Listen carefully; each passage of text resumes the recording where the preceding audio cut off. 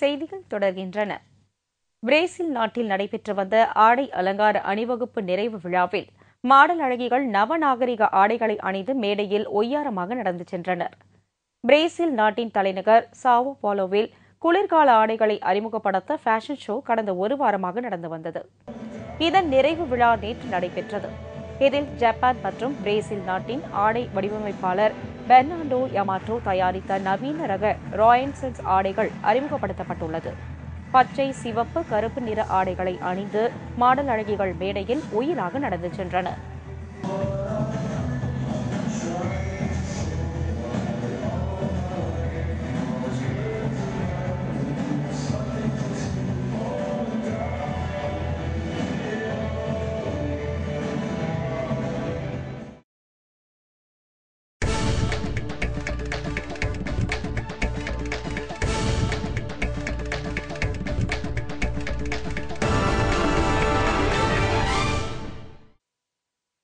ஆஸ்திரேலிய open tennis போட்டியில் அரையிறுதி ஆட்டத்தில் ரஷ்ய வீராங்கனை மரியா ஷரபோவா செக் குடியரசின் பெட்ரா குவிவதாவுடன் மோதவுள்ளார்.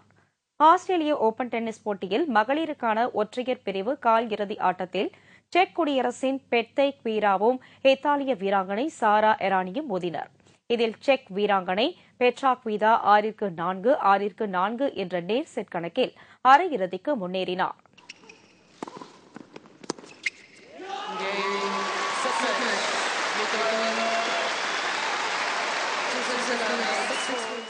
இதேபோல் கால் இறுதிப் போட்டியின் மற்றொரு ஆட்டத்தில் 6-2, 6-3 என்ற நேர் செட் கணக்கில் ரஷ்ய வீராங்கனை மரியா ஷரபோவா எகட்டெரினா மகோரோவை தோற்கடித்து அரையிறுதிக்கு தகுதி பெற்றுள்ளார்.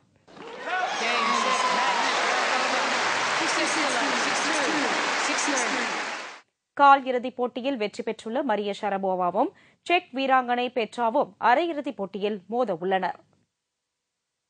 இந்தியாவிற்கு எதிரான 4வது கிரிக்கெட் டெஸ்ட் போட்டியில் முதல் இன்னிங்ஸில் ஆஸ்திரேலிய அணி 7 விக்கெட் இழப்பிற்கு 604 ரன்களை எடுத்து டிக்ளேர் செய்துள்ளது. ஆஸ்திரேலியா இந்தியா அணிகளுக்கு இடையேயான 4வது மற்றும் கடைசி டெஸ்ட் போட்டி அடிலைடில் நேற்று தொடங்கியது. டாஸ் வென்ற ஆஸ்திரேலிய அணி முதலில் பேட்டிங்கை தேர்ந்தெடுத்தது. முதல் நாள் ஆட்ட நேர முடிவில் ஆஸ்திரேலிய அணி 3 விக்கெட் இழப்பிற்கு 335 ரன்களை எடுத்திருந்தது. அதிரடியாக விளையாடிய ரேக்கி பாண்டிங் 137 ரன்களும் மைக்கேல் கிளார்க் 140 ரன்களும் எடுத்து களத்தில் இருந்தனர். இதைத் தொடர்ந்து இன்று 2வது நாள் ஆட்டத்தை தொடர்ந்த இருவரும் இந்திய வீரர்களின் பந்து வீச்சை நாலாபுறமும் சிதறடித்து இருவரும் இரட்டை சதம் விளாசினார்கள்.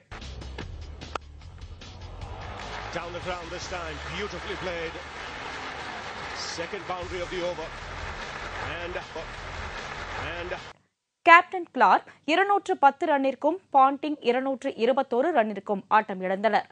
இதையடுத்து வந்த வீரர்கள் அதிரடியாக ரன் குவித்தனர். இறுதியில் அந்த அணி 7 விக்கெட்டுகளை இழந்த நிலையில் 604 ரன்களை எடுத்து டிக்ளேர் செய்தது. இந்திய அணி தரப்பில் அஸ்வின் 3 விக்கெட்டுகளையும் ஜாகிர் கான் 2 விக்கெட்டுகளையும் வீழ்த்தினர். இதனையடுத்து முதல் இன்னிங்ஸை துவங்கிய இந்திய அணி 2 விக்கெட் இழப்பிற்கு 62 ரன்களை எடுத்துள்ளது. இத்துடன் செய்திகள் நிறைவடைகின்றன. தலைப்புச் செய்திகள் மாலை 6 மணிக்கு. வணக்கம்.